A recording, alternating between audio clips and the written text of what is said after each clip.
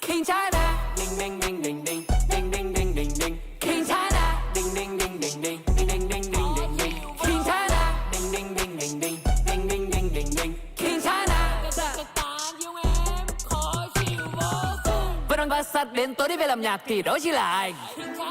Vẫn đang chặt rap Nghệ An chặt pha miền Trung anh răng rái. Đó là tại vì sao anh vẫn là hàng say với cái đôi găng tay. Phải chứng minh cho họ thấy là cái thằng đi lên từ một bàn tay vẫn có thể làm được không mà ăn mày.